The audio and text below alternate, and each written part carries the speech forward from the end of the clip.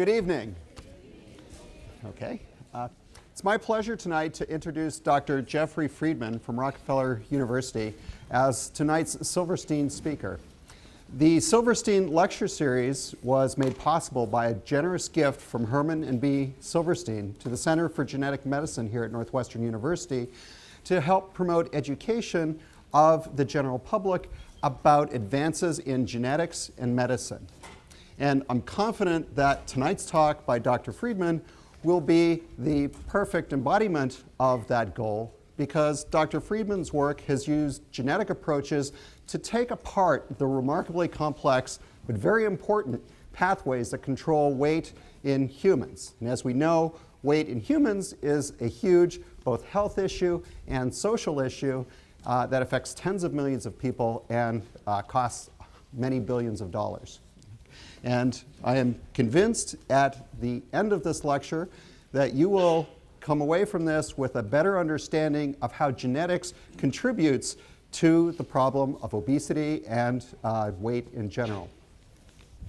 Now, we invited Dr. Friedman to give this talk because his work has profoundly changed how we think about a fundamental problem in biology and in medicine. And not so coincidentally, this is among the criteria that is used by the committee that decides on the Lasker Awards. The Lasker Award, as you may or may not know, is this country's most distinguished honor for recognizing important research in both basic and clinical research in medical sciences. And approximately 2 weeks ago, Dr. Friedman, along with Dr. Douglas Coleman, were recognized with the 2010 Lasker Award for the discovery of leptin, which you will hear much more about tonight. Now, Dr. Friedman has received many, many awards, which I could tell you about, but I won't, because I think we should actually hear what Dr. Friedman has to say and talk about the research that he has done, which he has been most appropriately recognized for. So I'd like to introduce Dr. Friedman, and welcome, and thank you.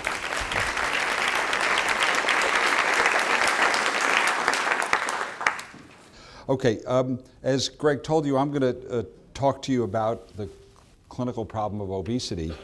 And I thought I'd begin with an image of a thin child and an obese child. If we could turn the lights down in the front, maybe.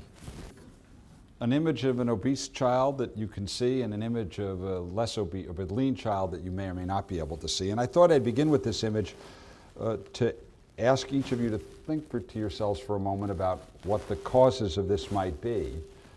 And what your reactions to these children or the adults that they would grow into would be with respect to what the causes might be, what the remedies might be, or in the case of children, what the responsibility of the parents are for seeing that their children achieve what we consider to be a lean and healthy state.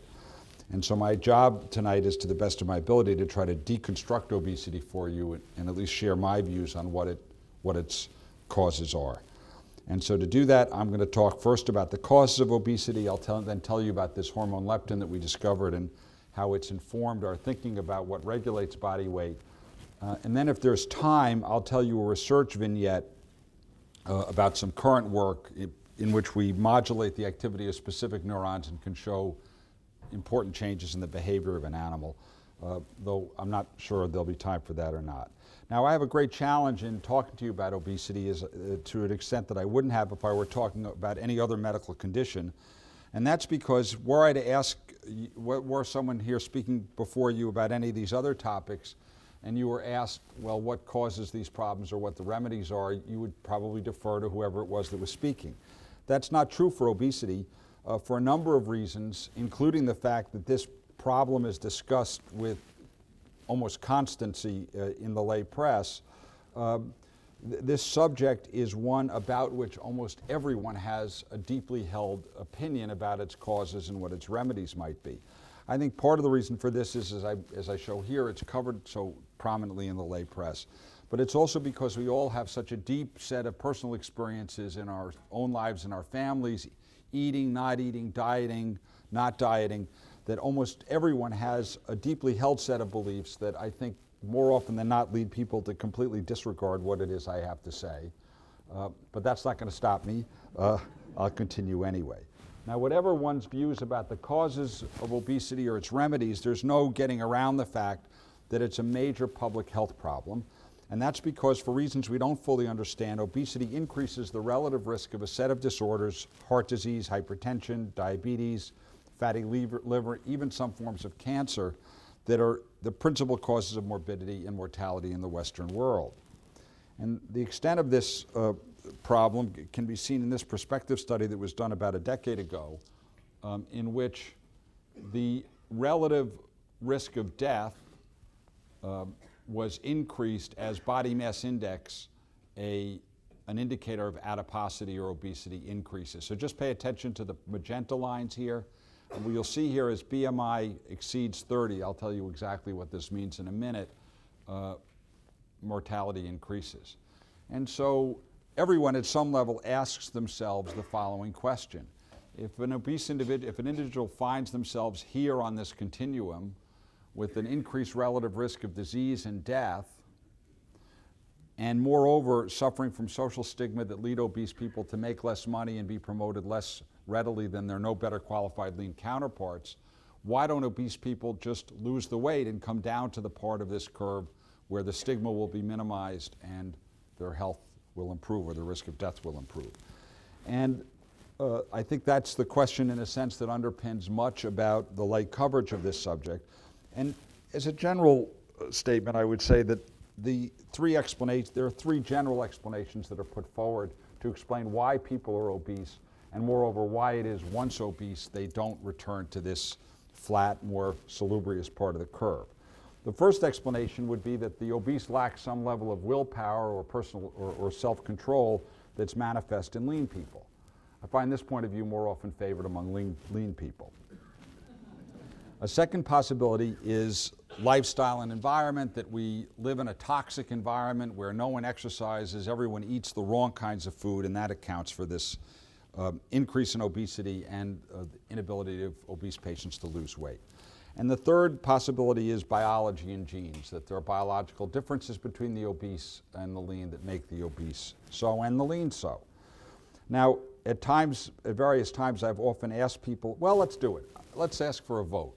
Who thinks the most important contributor to this is lack of willpower? It's a very enlightened audience. Who thinks it's lifestyle and environment? Okay, and who thinks it's biology and genes? Okay, and who really thinks it's willpower? It's like Simon Says here.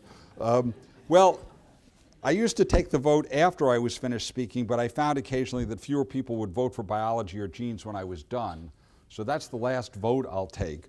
But what I do want to emphasize is that were I talking about any other condition, people would immediately gravitate to the idea that there's a biological system that underpins it, and that the biology can be modified by environmental and behavioral factors.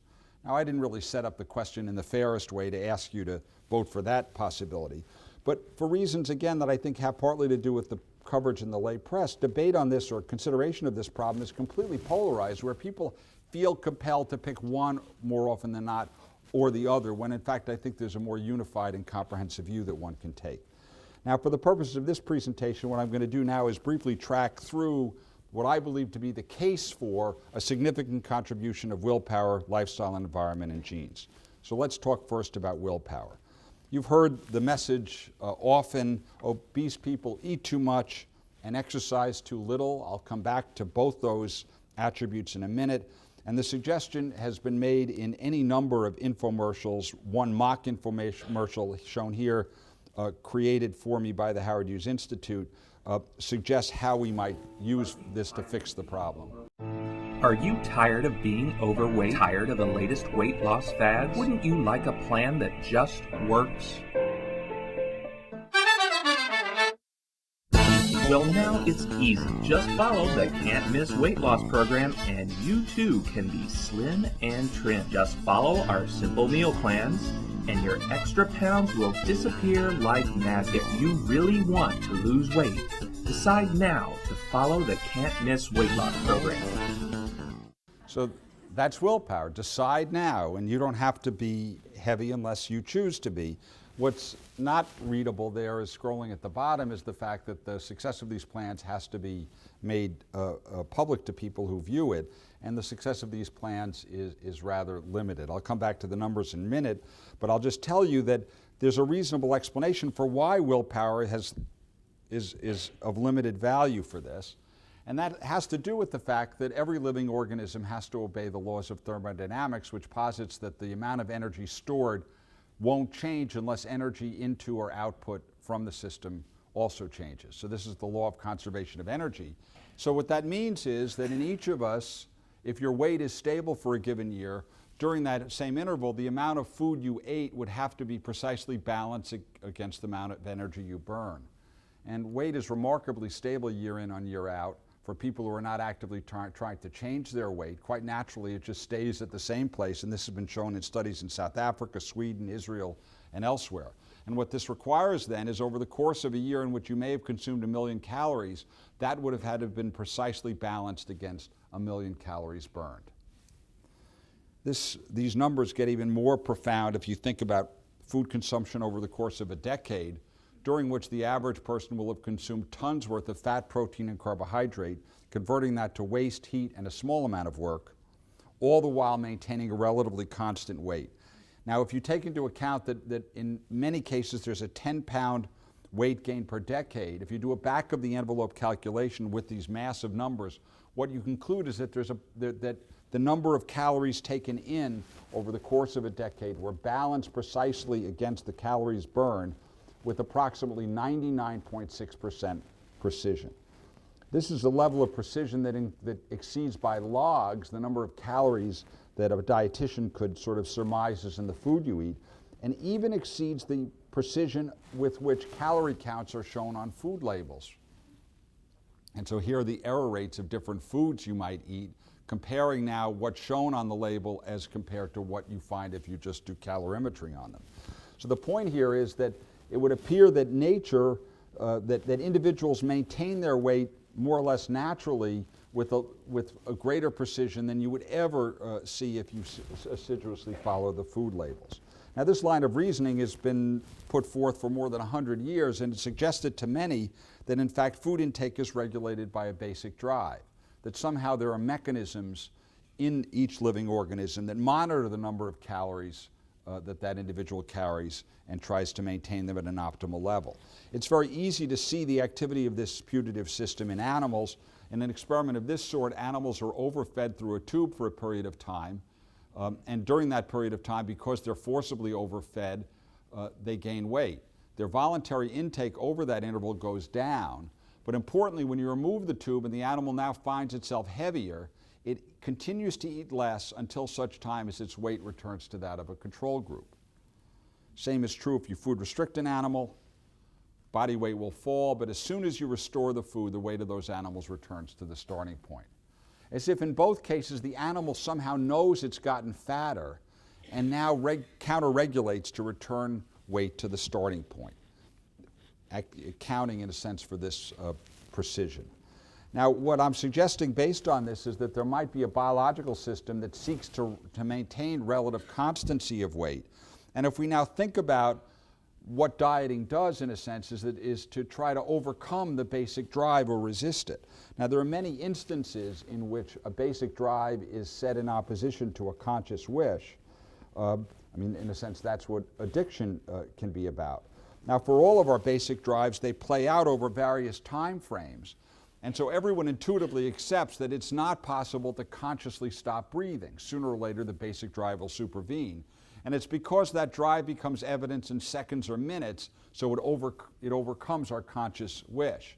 Now, the problem for these other behaviors is that the potency of the basic drive plays out over a much longer period of time, so that as the drive gets to eat or restore your weight, as I showed you in the animal, gets more and more potent, it's removed from the onset of the diet, and so that people assume that it's a lack of willpower rather than simply a basic drive playing out over a long period of time. Now, the fact that there's a basic drive evident in animals and almost certainly in human that plays out to sort of resist your best efforts to lose weight, that explains the fact that most diets fail. 70 to 95% of diets in which people have lost substantial amounts of weight fail with the patients returning to their pre-dieting weight in about a year or two, accounting for the time frame I showed you a moment ago. So while dieting can be a powerful way to lose weight in the short term, usually it elicits a set of counter-regulatory changes that over the course of a longer period of time lead them to fail. Okay, what about lifestyle and environment? The sort of argument or statement you might read would be like this: no age has ever afforded more instances of corpulency than our own. This was stated by Thomas Short in 1727. So why is it that we now believe that there's this rampant increase in the incidence of obesity? Well, the data that supports this point of view is generated from sets such as this. 15% of the population was designated as being obese in 1976, and by 1999, the incidence of obesity had pretty much doubled. And you've all heard this trumpeted in the press with statements that further state that our genes haven't changed in this 2-decade interval, so it must be the environment that's causing this problem. First of all, this argument is incorrect from the point of view of natural selection. Natural selection can play out over very rapid time frames as nature winnows out the better suited and less well suited variants in a population. But there's a deeper problem with the way in which these data are presented, and it has to do with the fact that we all know body weight and adiposity is a continuous trait, meaning there's a continuum from high to low, but we're defining the problem with a fixed threshold. And that's using this metric known as BMI, which is weight over height squared, and what's shown here are representations of 5'10" men at different weights with their corresponding BMIs. And you're said to be obese if your BMI is above 30. If it's 29, you're not obese. Now, the problem with using a fixed threshold to define, to analyze a continuous trait is that if you have a distribution for it, the distribution doesn't have to move very far for you to get a disproportionate increase in the number of people who suffer from that condition. So let me explain what I mean in a less arcane way. So here's the threshold for obesity, BMI of 30. Here's the BMI in the US population in 1990. Average BMI 26.7, 23.3% of the population exceed the threshold. 10 years later, in 2000, the average BMI is 28.1, but now, because the curve shifted but this threshold didn't, 30% of the population is obese. So over the course of the 90s, there was a 33% increase in the incidence of obesity. Sounds profound, except for the fact that this was associated with an increase of only 1.4 BMI units, or 7 to 10 pounds. Now, I'm going to argue to you that 7 to 10 pound average weight gain in a population is important from a public health point of view. But you get a very different impression of this problem when you hear 33% increase in a decade as compared to average weight gain 7 to 10 pounds, which is within many of our range of personal experience. In addition, when these data are typically presented, they don't correct or they don't stratify for age and sex. And in a population in which that is aging, this could have a dramatic impact. So if you now correct for age and sex at all ages, shown here as BMI at ages 40 to 59, the distributions over that same decade don't look very different at all. Now, there's admittedly a definite increase in the number of people that exceed the threshold, and it's certainly an important objective to try to understand what in our environment might be accounting for this increase in the number of people who are defined as being obese. But there's another question that underpins that I find more interesting and compelling, which is this. In an environment such as that today, where we all essentially have unlimited access to calories, why is weight so variable? How is it that when we all have free access, some individuals can weigh hundreds of pounds more than other individuals? And the answer to that question is almost certainly genes. Now, there are a number of ways to assess the genetic contributions to a trait in human. One is to ask, does it run in the family? And the answer for obesity is yes, it does. Obesity tends to run in the family. But you might argue people who are obese live in an environment where children will get freer access to food, and that this could be environmental, and you'd be right. But there's another way to look at it, and that's to ask, do adoptive children more closely resemble for obesity their biological parents or their adoptive parents? Well, they much more closely in that respect resemble their biological parents. And the final way in which you can assess the genetic contribution is to systematically compare the phenotype of identical or monozygotic to non-identical or dizygotic twins. And this picture makes the point that identical twins who share all their genes are much more alike than our dizygotic twins. Now you can use data of this sort to quantitate the genetic contribution, and this has been done for many traits. And if you now do this for obesity, it scores as being as or more hereditable than almost any trait that's been studied, with the possible exception of height. Genetic factors contribute more to the variance in body weight than they do for schizophrenia, diabetes, hypertension, alcoholism, heart disease, and others. Now, the opportunity that modern genetics provides is the ability to figure out what those genes actually are. And that, I think, is changing many aspects of medicine. And what I'd like to tell you about now is how the ability to figure out what these genes are is changing the way we think about obesity. And to do that, I want to tell you about a case report showing you a picture of the child that I began by showing you an image of. This child was first described by Steve O'Reilly and colleagues in Cambridge, England, as being of normal weight at birth, but he began to develop morbid obesity in infancy. He overate just constantly. His parents had to padlock the refrigerator. At the age of 4, he was already pre-diabetic and weighed 90 pounds. Now, this child came from an inbred family and had a similarly infected 8-year-old cousin who weighed 200 pounds at the age of 8. Now, when you see an extreme phenotype in an inbred family, you often conclude that this could have a genetic basis. And Steve O'Reilly and colleagues reasoned that the phenotype of this child resembled that of a genetically obese mouse strain that we had begun studying in the 1990s.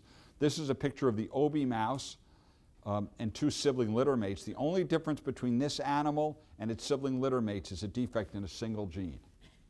And it leads this animal to weigh 3 times as much and have 5 times as much fat as lean littermates that lived in the same cage.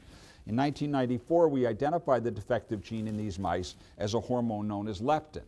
I'll say more about how this works in a minute, but I'll state now simply that leptin is a hormone made by fat tissue. It reports information to the brain concerning the amount of energy stored as fat, so the brain can make adjustments in how much food you eat and how much energy you burn.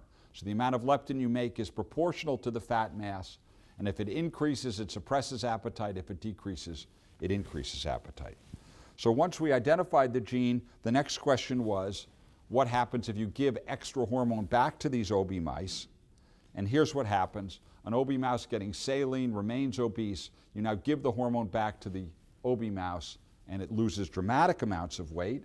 So one of the things we tell obese people to do, eat less, can be controlled by this factor, and the other can too, because these animals normally have reduced activity, but now you give these animals leptin, and the first thing you see is not a reduced food intake, but increased activity.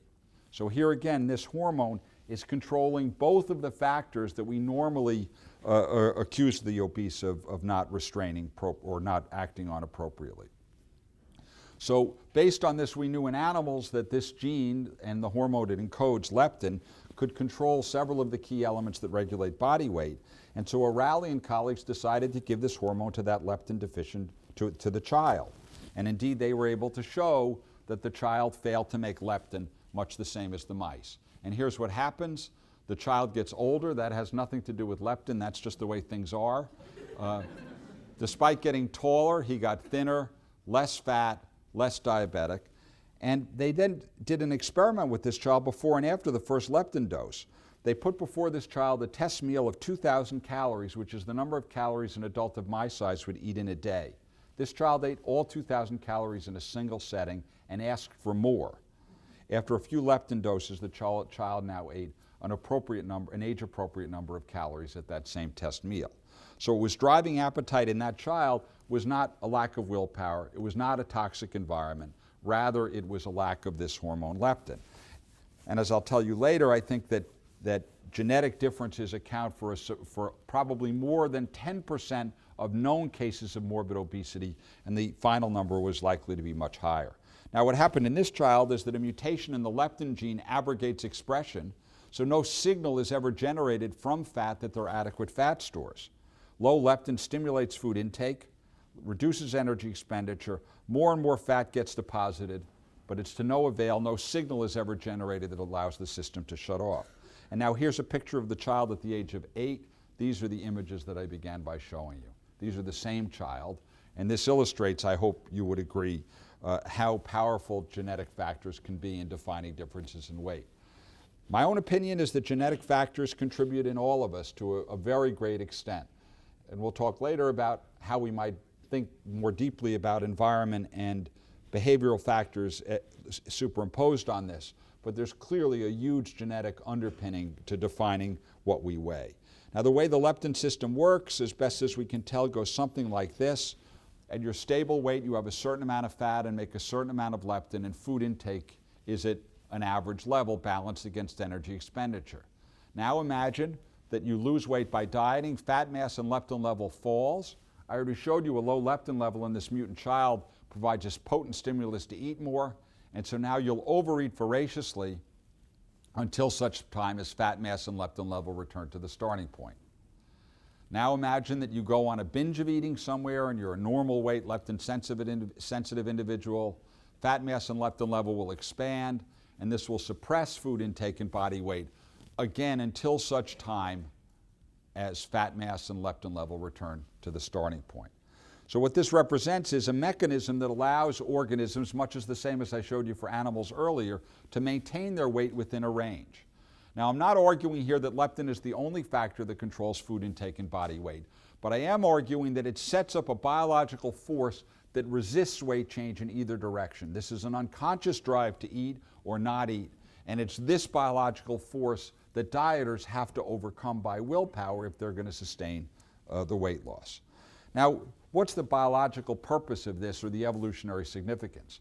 There's a very standard concept in biology dating to Claude Bernard known as homeostasis.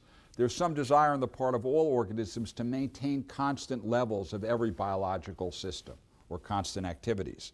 And usually this is a result of the fact that, that natural selection selects for those variants that are best designed to avoid particular risks.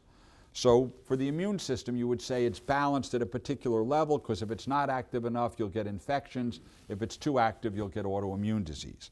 And the same, I think, can be argued for obesity, that there's an advantage to maintaining body weight within a range, having in part to do with our origins as hunter-gatherers. So what were the risks in that environment?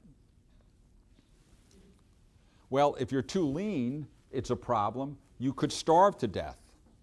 But if you're obese, that also is a problem. It turns out a major cause of mortality in our forebears was dying at the mouths of predators. And so being too obese increased your relative risk of death by predation. Being too lean increased your risk of starvation. And so there's a happy medium, in a sense, of body fat that balances these two relative risks. There are still relative risks to each today. The nature of them is somewhat different, and in addition, these genes are carried into modernity. But it suggests that as would be the case for any other system, such as blood pressure, blood lipids, and others, that nature has sought biological means to maintain an optimal level of body fat. Now, one of the arguments that supports this line of reasoning and the role of leptin in it is that these obese children have a whole set of abnormalities, not just obesity. And it turns out in retrospect, all of the abnormalities that these children show are not those that are normally associated with obesity, but rather are associated with starvation. So this child, despite being obese, shows all of the signs and symptoms you would otherwise see in a starved individual. And this has led to the following line of reasoning, that when body weight falls, leptin level falls. A low leptin level not only stimulates increased food intake, but also activates a broad biological response, which we might think of as the response to starvation. And biological changes develop in each of these and many other organ systems. Decreased thyroid function, immune function, insulin signaling, and reproductive function. And the point of all of these changes is to save energy. So when you're starving, what happens? A signal is sent that makes you want to eat more, and also is sent to all other organs of the body to store energy, to save energy. And so what happens in the leptin deficient child is, even though the child is obese, this response is activated nonetheless, and leptin treatment not only suppresses food intake, but suppresses all these other changes. So what this has suggested is that adipose tissue is not simply a passive balloon, as many believed, collecting fat as it were, but is rather a bona fide endocrine organ secreting a hormone that reports nutritional information to the brain and that in turn regulates the activity of probably every organ system in the body. Now, this line of thinking has led to a number of instances in which leptin therapy can be used to improve the conditions, and they're typically conditions associated with the absence of leptin, such as in that leptin deficient child. I should mention that leptin deficiency as a result of mutations is quite rare, but nonetheless leptin is quite effective in that setting. What I haven't told you about so far is leptin in obesity. And that's because, in contrast to the leptin deficient children, most obese individuals have high, not low leptin levels. So in this curve, what you see is increasing body fat, increasing leptin. Obese people typically have high levels of leptin. Now, what does this mean? Well, when you have high levels of a hormone, but no evident hormone effect, remember this hormone would normally act to reduce weight, you typically surmise that this is a situation known as hormone resistance. The hormone you make, for whatever reason, doesn't work well enough. And the classic example of this is type 2 diabetes. Most diabetics actually make extra insulin, not too little, and diabetes in that setting is a result of insulin resistance. And so this would suggest that obesity is the result of leptin resistance. What might this mean? Well, you have leptin normally acting on the brain, but let's imagine for the moment that there was a block to leptin action. So now what would happen is less effective signal would get through. You'd eat more, burn less energy, fat mass would increase, and you'd make more leptin, and re-equilibrate with decreased leptin activity, you'd re-equilibrate with more fat and more leptin. And all the available evidence suggests that this is what causes obesity, and indeed a number of instances or causes of leptin resistance are now known. Most are not. I'll come back to where these leptin resistance develops and what it might mean in a moment, but first let's think of the empiric question. Does giving extra leptin to people improve or reduce body weight? In the first such study, leptin was given alone.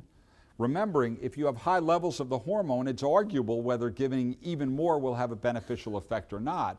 But in the first study of leptin, it looked kind of promising because at this high dose of leptin, you could actually reduce weight pretty significantly and statistically significantly in a significant number of obese patients, although the numbers in this study were quite small. The problem was that this dose of leptin was so high that it could never really be administered to people in a commercial setting. It would have required that people inject themselves twice a day with 2 milliliters of a leptin solution. And that just wasn't commercially viable.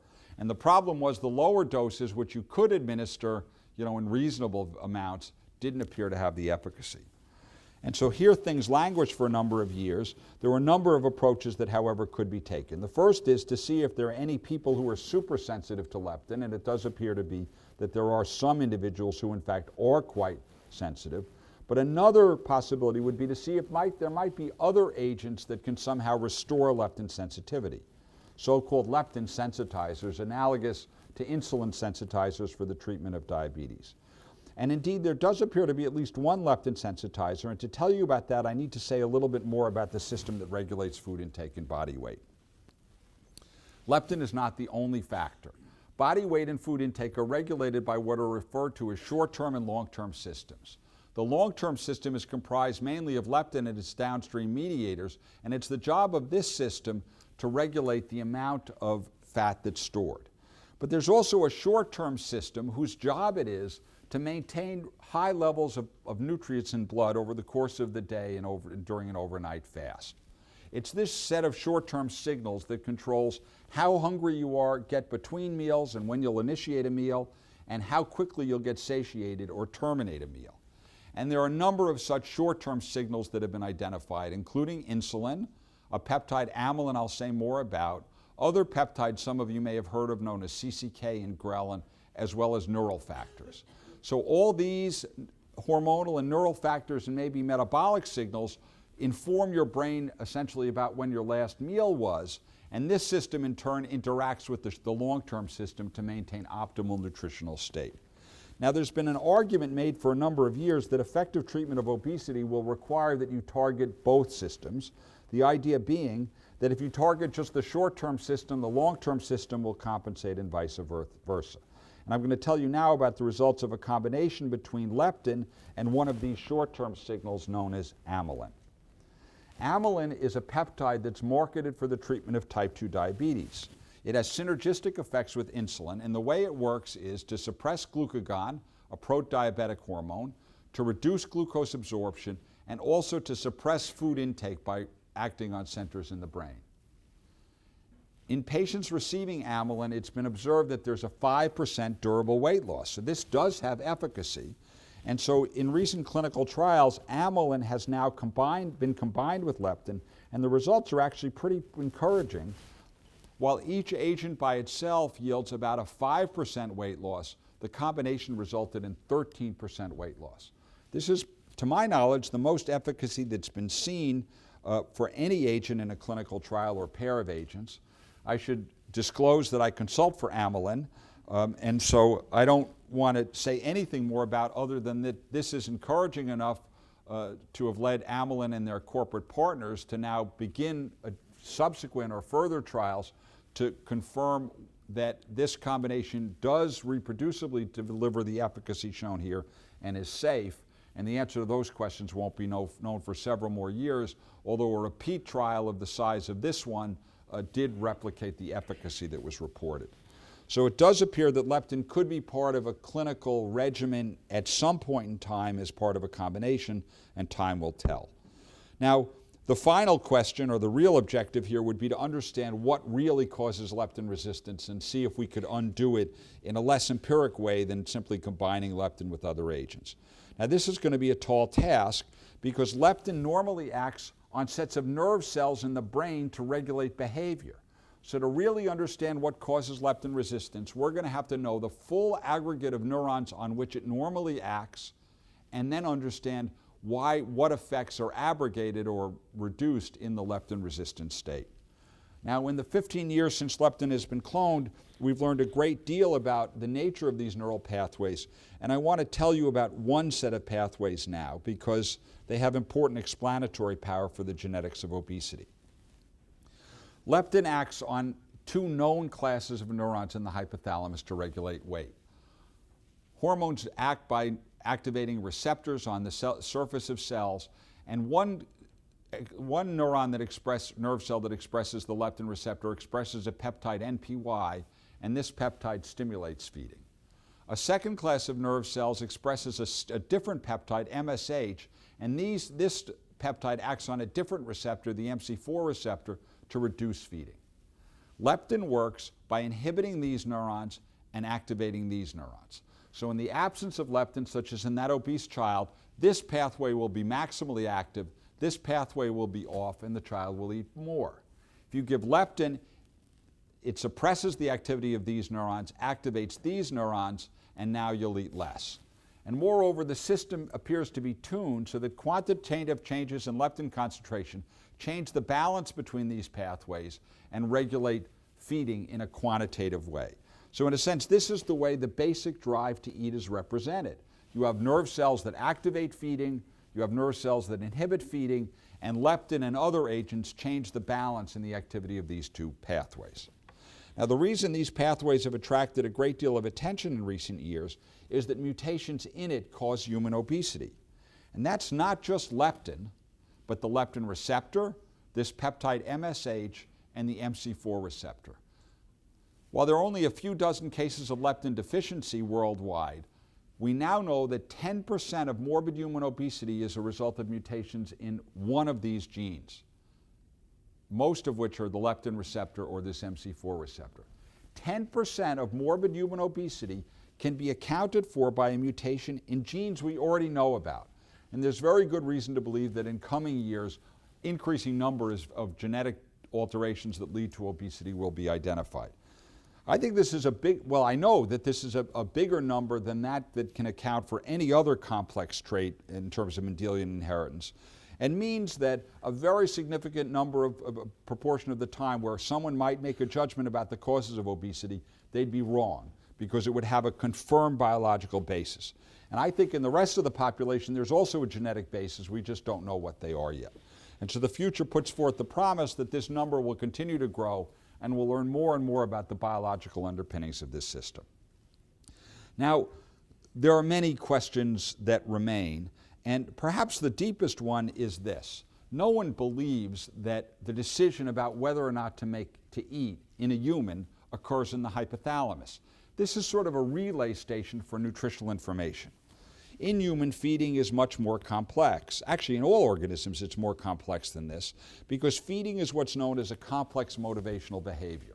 What this means is that many factors influence the likelihood that you'll initiate the behavior, but no single factor guarantees it.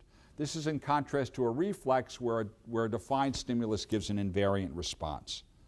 So for feeding in human, many factors are important. The hormonal systems I mentioned a moment ago, including leptin, but sensory factors are important: smell, visual factors, taste. Emotional factors are clearly important, as are voluntary factors, the conscious desire to eat less or more. Now, the notion has been put forth that since there are many factors that regulate feeding and influence the likelihood, that there must be a part of the brain that processes all this information and converts it into a decision that's adaptive: eat or don't eat. Not only do we not know how complex information of this sort is represented in the brain and integrated, we don't even know where in the brain it's regulated or integrated. So one of the real deep questions going forward will be to understand how and where is this decision made. And we may have a means for studying this by following downstream the effects of leptin, because leptin acts on a discrete number of responding cells and has a measurable effect on food intake. And so the question is going to be what happens in between. Now, there's a research vignette I'm going to go through very quickly now to illustrate how we can begin to approach this, but I'm going to go through it quickly because I want to end more or less on time and have time for a few questions. But basically what we can now do in the laboratory is use artificial means to activate nerve cells in an animal, and by activating those nerve cells we can ask what's the effect of the behavior. And the nerve cells we started by looking at were cells in a part of the brain known as the reward center, where activation of these pathways can increase particular behaviors, and it's this site, the VTA, that's part of the system that responds to drugs of abuse. Now what we do here in this experiment is we deliver into particular cells a channel that's activated by light. And so when you shine a light on this channel, sodium flows in and you can activate a given neuron. So there are experimental means for putting these channels into your neurons of interest, and so we put this channel into neurons in a region of the brain known as the midbrain. And what we do is something interesting. We basically put a cannula into that region of the brain that will fire a light, and when the light fires, it'll activate the channel. And now what we do is configure the system in such a way that every time the animal licks, it fires the laser, and we'll see what happens. So here's a picture of the device that measures the number of licks. And remember, every time the animal licks, it fires a light, and the light activates the neurons. And here's what happens. I don't know if you'll be able to see this because of the lights.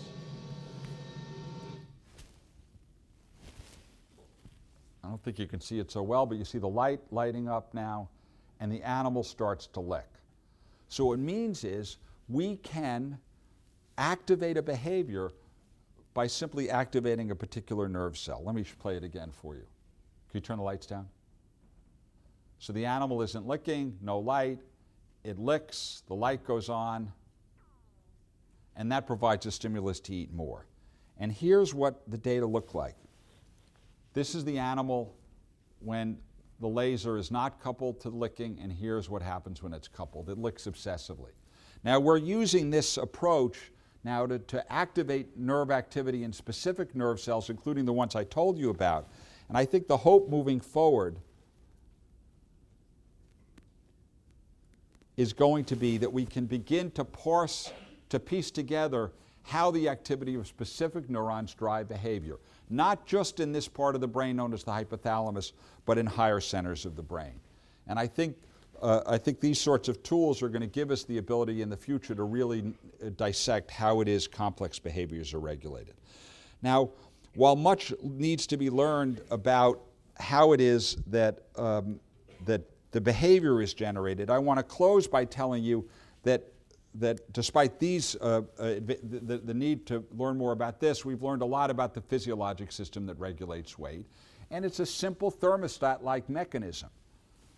Body weight is regulated by a hormonal system in part comprised of leptin, which reports nutritional information, to centers in the brain that then elicit behavioral and metabolic changes in response to it. Think of it as a thermostat. Your brain is set to expect a certain amount of leptin. If there's too little leptin, it will try to increase it, and if there's too much leptin, it'll try to decrease it by changing food intake and weight. Now, this is a powerful, I think, platform with which to think about how weight is regulated, not just because it has explanatory power in a number of patients, but it also provides a framework for considering how environmental and behavioral factors influence this system.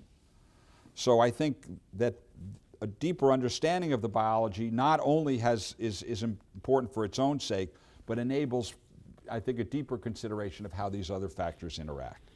Now, I believe that it's only a deeper understanding of this that will lead to newer treatments.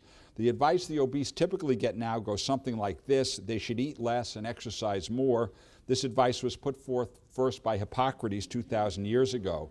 And I'd like to propose that we might that modern science might be able to deliver more than simply repeating a 2,000-year-old recommendation.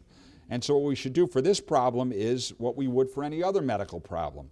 Understand the biological underpinning of the problem, understand the molecular alterations in that system that account for the pathophysiologic state. Of course, think about how environmental, developmental, and other factors might influence, and from this develop rational therapies. Now, I'm often asked by people, well, because this takes time, what should we do in the meantime? And so the advice I give in advance of better medical therapies is this. 1, stop focusing on your weight and focus on health. That's what should be most important. Well, what can we do to improve our health? Everyone should exercise and eat a heart-healthy diet. For the obese who suffer medical consequences, they should try to lose some weight. There is a disproportionate health benefit to modest, achievable weight loss of even 7 to 10 pounds. The system I'm talking about doesn't regulate weight to the pound, and I think it basically sets a range in which we comfortably operate. And if you're within your range and can lose some weight, that is often sufficient to improve health. Don't berate yourself if you can't normalize your weight. You're fighting against a powerful biological system. And of course, don't berate anyone else either. Now, this is the message I try to deliver, and did so in a Newsweek editorial, Newsweek editorial about a year ago. And here was the tagline, which is more or less what I've tried to communicate. It's not gluttony, it's genetics. Why our moralizing misses the point? Well, it was really fun to watch because this became the most discussed article on the Newsweek website for weeks afterwards, most emailed, most commented on. And I pulled some of the comments from the website because they're informative in terms of what the public view of what I just told you is. So I'll share some of these with you by way of closing. This is crap. What a complete load of apologistic crap. Crap was really, I did a tally, that was the most popular word on the comments list. Ditto to the hogwash. This is my favorite. I smell, so you have detractors, I found, and then defenders. So I smell smoke wrote, I'll bet Dr. Friedman's buddies don't call him skinny. And then T. Masson wrote, and I bet Smoke's buddies don't call him smart. I don't think how I live my life is anyone else's business. My obesity is not hurting anyone else. I often wonder if people vilify obese people because they're so visibly obvious, and nothing makes you feel better than pointing out the mote in someone else's eye. And the last one I think is actually the most interesting. Tulkin, why Tulkin? Writes, are we animals or do we have an intellect and the ability to choose how we behave? I think as people we have this deep-seated wish to believe that we control ourselves and that we get to decide who we are and what we do. And I think people find it disconcerting, or many people find it disconcerting, to think that there are basic drives that can dominate our conscious wish to do otherwise. And so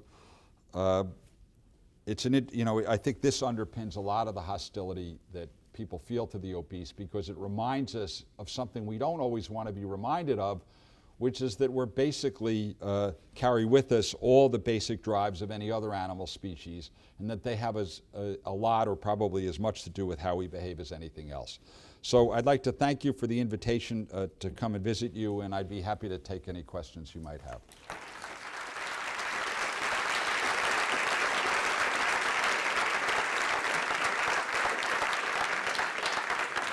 Before we go to questions, I have 3 short comments to say. First, there are some people who need to be thanked for this. So first, the Silversteins, who provided the funding to make this lecture series possible.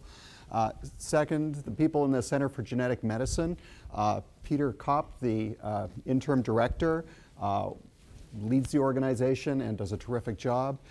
Some of the staff who worked very hard to make this happen, Beth Herbert and Megan Boyle. And yeah, that's the people we need to thank. Next thing is that each of you probably received a little survey form. It's very helpful for us if you fill out the survey form. We value your input on making this lecture series as good as it possibly can be. And then lastly, for questions, and I won't be able to let you guys ask too many questions because Dr. Friedman has to catch an airplane. There are microphones that will be floating around. Use a microphone because this is being recorded. We won't be able to have the questions on the tape if you don't use the microphone. So first question in the back, if we can. Okay, first person with a microphone. First of all, I just want to say that was a fantastic talk, and I really appreciate you coming here to give it to us. The question is, one of the recommendations you made is for people to eat a heart-healthy diet. So my question is, what is a heart-healthy diet? And specifically, I think the American Medical Association and American Heart Association recommend low-fat diets, while others have suggested that low-carbo diets are better. Can you comment on that? Okay, so I mean, that was a perspicacious question, because what I'm really saying is this. There's very good evidence that what you eat, the composition of your diet, can have a very important impact on your heart health. So low cholesterol, low saturated fats improve your heart health. There is absolutely no evidence that I know of that the composition of your diet actually influences the likelihood that you'll develop obesity. Now, everyone's intuition, and mine too probably, is that eating too much McDonald's makes it more likely that you'll gain weight and become obese. But actually, there's no evidence to that effect. And so you can't, based on the available evidence, tell people, eat these particular nutrients because you're less likely to become obese. And so my view personally is actually it probably doesn't matter what you eat, it's rather how many calories you eat, because they're all interconvertible. So I think if you stick to what we know, the advice should be eat those things that improve your heart health, and don't make the assumption that what you eat is going to make any difference in how much you weigh. And it's a longer conversation about Atkins versus Pritikin, but the fact is, at the same time as some people say eat less carbohydrate, you won't get fat, other people are saying eat more carbohydrate or you won't get fat. And sooner or later someone is going to say don't eat any protein and you won't get fat. It's just a matter, it's a book waiting to be written. Really enjoyed your talk back here. You made a pretty compelling case for the genetics and biological basis for obesity. And you presented some evidence that there has been a change in BMI, relatively modest effect, and it seems like you were attributing much of this, some of it, to aging. Independent of aging of the population, what is the most compelling evidence for any environmental influence on BMI or obesity? Well, the argument I typically get from people is, when I make this argument, is they say, yeah, fine, but have you been to Disney World? Because you go to Disney World and you make anecdotal observations about what the population looks like. Of course, that doesn't tell you whether it's actually changed, because maybe you weren't looking in quite the same way 20 years ago. I think actually what's changing, my opinion, is that certain demographic groups carry different gene pools and are more susceptible to obesity than other groups. And in our population, those groups oftentimes are those that are now getting free access to calories in the way they didn't before. So I think no one's done this because it may not be politically correct, although some epidemiologists have. I think that it might be useful to know whether the increase in incidence are restricted to particular segments of our population and not others, and I suspect that would account for a lot of it. I think I made that sufficiently vague that you probably have no idea what I'm talking about. Good. To make it a little more concrete, perhaps you could comment if you're aware of research in the area on the Pima Indians. Well, okay, that's precisely what I was driving at. So it turns out that Aboriginal populations tend to be the most susceptible to increasing obesity and diabetes rates when exposed to a high-fat diet. And this has partly to do with this argument about genes that are selected for when there's a high risk of starvation. And so the segments of our population that appear to be developing the most obesity are those segments that carry in them more rather than less Aboriginal genes. And so I think that's seen in many cases among Hispanic Americans, which has been documented, and to a lesser extent, but also in a documented way among African Americans. And so gene pools of every population are different, and different populations, on average at least, have seen free access to calories at different points, and I think that accounts for some of the trends over time. Hi. Thank you very much for your talk. Over here. Hi. My question is regarding the data that you presented on the fact that the increase in obesity between the 70s and now, is that referencing an American population? And if it also, kind of to piggyback on that, if you are looking at these, talking about differences in different demographic groups, would you say that, say, a European population or population in the South, for instance, they have a different sort of gene expression for governing these types of... So that's a really good question. And the genesis, so when I had the original idea to think about the data in this way, it actually came from some slides that a scientist named Mike Brown showed about cholesterol, because you can do this for cholesterol, high blood pressure. This is a common problem when you define a continuous trait in a dichotomous manner. So the idea I had was maybe the US has one curve and Europe has another, and the differences that we think are so great may not be so great if you look at the distributions rather than cutoffs. So I contacted a woman who works at the NIH Bureau of Statistics named Catherine Flegel, who's the lead author on all of these epidemiologic reports. And I called her so I could do that direct comparison of Europe to the US. And I called her with some trepidation because I didn't want the lead US epidemiologist on this topic telling me I was full of it. Well, I called her, and believe it or not, she told me two things. One, the data are not available from Europe in a way that you can cross-compare. It may be available now, but I've never gone back to look into it. So I don't know the answer to the question about different cross-sections of populations, although it is the case that all of these same countries are now reporting explosive increases in obesity too. So I suspect when you really look carefully, the differences aren't as great as we sometimes believe. But the other thing she told me that was interesting was that she's been trying to make the same case that I'm making now based on the data. That the data actually suggests at their core that there's a gene-environment interaction, which is another way of saying part of what I'm saying. And that despite her belief, the fact that her beliefs are almost identical to mine in this regard, that no one is listening to her. And she's done some other more clever ways of looking at the data to confirm what's happening, but I'd have to tell you about that some other time. And I'm afraid it will have to be another time. Dr. Friedman has to go. We also have another crew coming in, another seminar coming. So let's thank Dr.